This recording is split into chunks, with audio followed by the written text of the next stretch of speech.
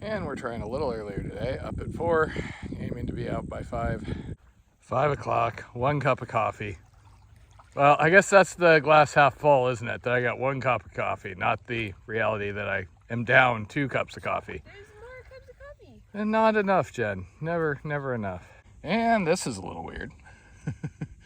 No traffic out here, no wing dam, so we feel pretty good about it, and we should be seeing sun in another 20 minutes or so. Plus side, it's only like 80 degrees. I basically slept without a sleeping bag the last 3 days and still have been soaked in sweat. Unfortunately, right around the corner, we came to a lot of tied up barges and some active tows. We're actually going to hold off till it gets a little lighter because there are ships moving around out here without running lights for some reason. So we're going to let it get a little brighter just so we can see. We didn't realize we were going to be going around this many tows. So interestingly, these guys have a big forward spotlight. They can actually move it around because we've gotten hit by it a couple of times when we were camping. This is the first one I think I've seen that was not running with the light on while they were moving. We actually couldn't tell what it was till we got close, which is why we ended up hitting the shore here. We're just waiting for it to get a little brighter. And the official end result of this experiment is, yeah, we probably need to wait till 6 to launch. We really didn't know we were going to be... A little bit more sleep. Forget that. We just didn't realize that we were going to be in the middle of Barge Central here. And if you're going, gee, Jen doesn't look quite awake or quite as cheerful as usual. Yes. Should hear all the belly aching I get every time I get her up before 11:30 in the morning. Okay, I'm waking up now. Now that the sun is up, you know, things are kicking in. Ready to go. Funny thing is Jen is way more disciplined about getting up for silly things like work versus me. I'll get up to dive and do stuff like this, but getting up for work was always a chore. Okay, we ended up getting around them. They were moving around, so it was good that we waited till daylight. I had a lot of video of you paddling at sunset, not so much sunrise. So this should be Monkey Island with large bonus sandbar. And then we should be going around this point here and should be seeing Old River Lock and Dam. So that away, you've got 300 some miles till the ocean. And this way, you have a big dead catfish. And the Atchafalaya, which is about 140 miles and is basically where they're trying to prevent the river from going, per everything we have read. Unfortunately, they only allow about 1/3 of the Mississippi's flow to go down this way. So once we go through this lock down here, the current is going to be pretty much non-existent. We just turned the corner and it was literally like immediately way prettier. Okay, not the dead fish, but yeah, pretty shoreline. Hearing all kinds of bug noises. That looks like a muddy shoreline. And immediately after turning the corner, we got gators already. Can we see them? Oh, there he is, there he is. Ah! Atchafalaya! Woo! Good boy, good boy. Oh, this is awesome. Mush, Matt. Gators everywhere. And here we are at our final lock, theoretically. Old River Lock, this is Gulf-bound canoe. Old River? Hi, we paddled about 2,000 miles to get here. Would it be possible to pass through? Oh yeah, if y'all went that far, we can let y'all through. We appreciate it. I really didn't want to have to turn around and paddle back to Itasca. Yeah, I hear you, Captain. I hear you. All right, yeah, just hang out. You can get up by the guide wall. Just hang there. I'll call you when it's ready. Will do. Thank you very much. So, Matt, how does it feel to be called captain? The toes have been calling me that too. Anybody with a radio. It's not Captain, it's Captain. No one called you Cap before, I don't think. I've gotten skippers, captain. So we were told just to hang out here and they will get things ready.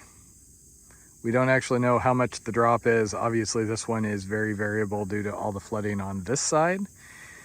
This is the downward direction, so it goes lower than this. So you can tell they're filling the lock. You can both hear it and the current has started. We were dead still and then they started prepping it and now we're moving towards the doors. Just like old times.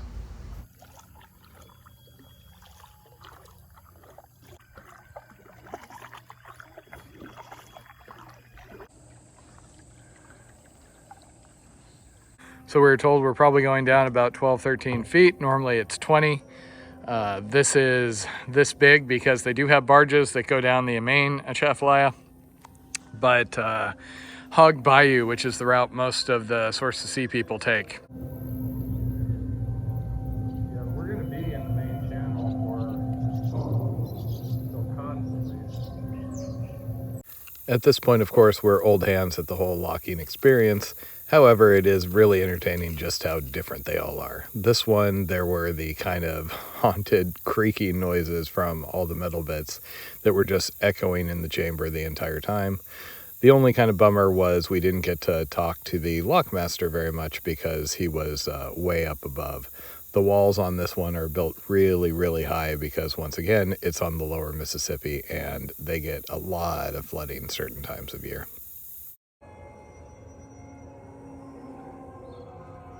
That did not happen on any of the others. So we're going to go with this lock is haunted.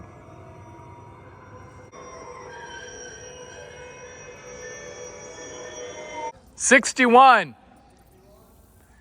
She's a teacher, so we had to finish within her summer."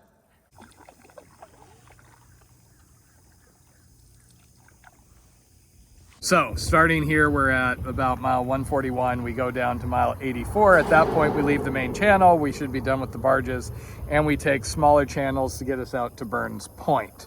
So per our Corps of Engineer friend back there who took us through the lock, the Atchafalaya is actually going twice as fast as the Mississippi, which would be sweet because the Mississippi's been going 3 miles an hour, so we could hit 5 or 6 with paddling. That means without paddling at all, we would be going just as fast. But that doesn't make sense. Tom and Jackie would have told us. They wouldn't have left us to be surprised by that. The last time I heard from Tom and Jackie was up here. They could have been like swept out to the Gulf already, you know? They just said the water was disgusting and there was dead fish, which just doesn't look that bad. Tom was the one who was still swimming and washing up in the water, even with the dead fish and everything. He was less choosy than I was. And then he said that he's done in this section.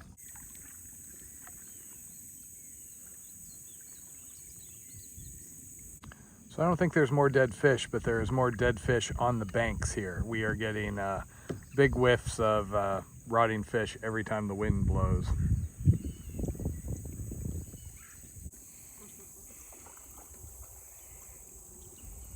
This does win as the worst smelling part of the river so far.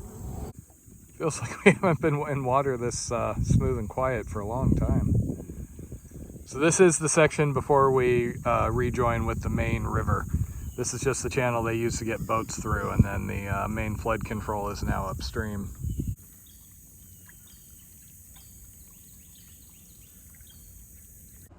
And we are not done with barge friends. We do have another 4 or so miles of this before we get to the confluence with that other stream coming in, and we get to see what the current's actually going to be like here.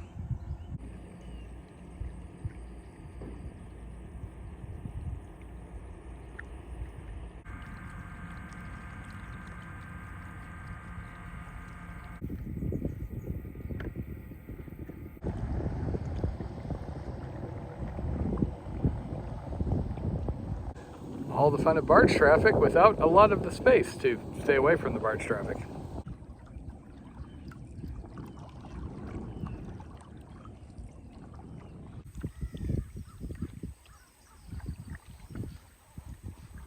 It's pretty back here if you ignore the lack of current and dead fish. They're really pretty, huh? And we are finally getting to the main channel. Per what we heard from Tom and Jackie, the current is not faster than the Mississippi. So we don't know what the lock guy was talking about. Once we joined the main Atchafalaya, it was smaller than the Mississippi we'd been seeing, and there was less barge traffic and less industrial machinery and such around, but it was still there. This river is obviously a little less heavily trafficked than the Mississippi. That sign actually says, "Call this number, collect 3 hours ahead of time, and we'll get out here and raise the bridge."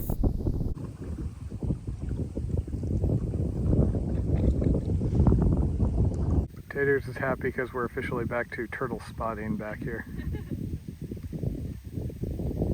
So this river is noticeably slower than the main Mississippi.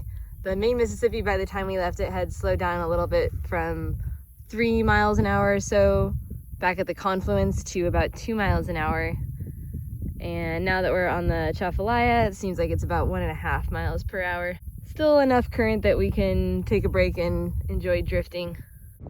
How can you tell Taters wasn't with me on the get? She's still excited by seeing cows.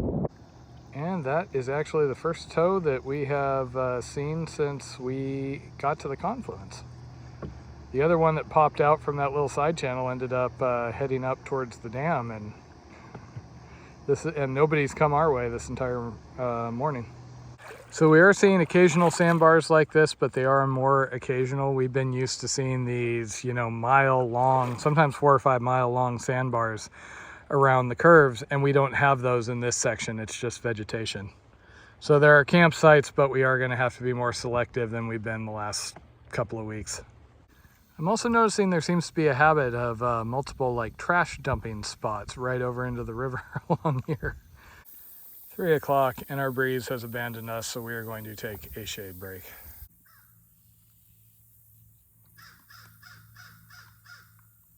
So I hate being behind on our schedule. The only thing I hate less than being behind, whatever, it's really hot here, it's over 100, is when we actually get ahead and then we have to start making arrangements to slow down.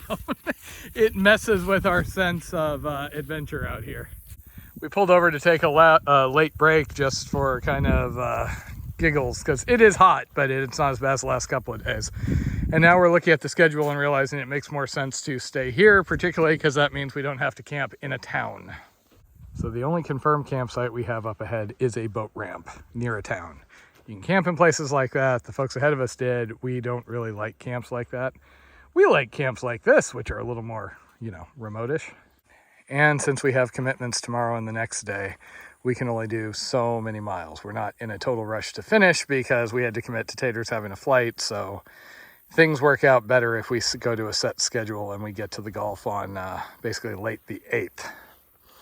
So yeah, we're leaning heavily towards just stopping here for the night. So we have a nice camp, which now has a smoke plume directly across the river from us. As seems to be the new normal lately, the best time of day was this morning. We got started really early, had really nice morning paddling, but did learn a lesson as far as it's not worth trying to get out before it's fully light outside. We were super excited to get onto the Atchafalaya Basin and a little bit of a change. It was fun going through a lock again. That just brought back all kinds of nostalgia, especially because the lock guy was pretty cool. And we have been seeing some more gators, a little bit closer views of the shore. So far it hasn't been that different than the Mississippi section we just left, but it has been a lot quieter. We just had like 2 tows pass us all day and a little bit of a smaller channel. This is, I think, the earliest we've ever made camp. The only day that was even close to this was the day we had a massive thunderstorm hit around 6 o'clock. That's a combination of super hot afternoons, wanting to get out into the shade. Also, we're close enough to the end here. We're looking at timing, and even Matt is convinced that we're gonna make it. So we do not need to push and stress trying to do as many miles as we can every day. This is also a really nice camp. We have an awesome sandy bank, nice view of the river, and we're not sure if there's going to be anything that's nice up ahead. We are also fairly tired from the early morning starts, so we're gonna make dinner and probably get to sleep a little earlier tonight. Home sweet home for the night. Seems like every night when the sun goes down, the temperature actually goes up and we start just sweltering. Summer swelter, Jen, just like the song. Ooh, spooky lock.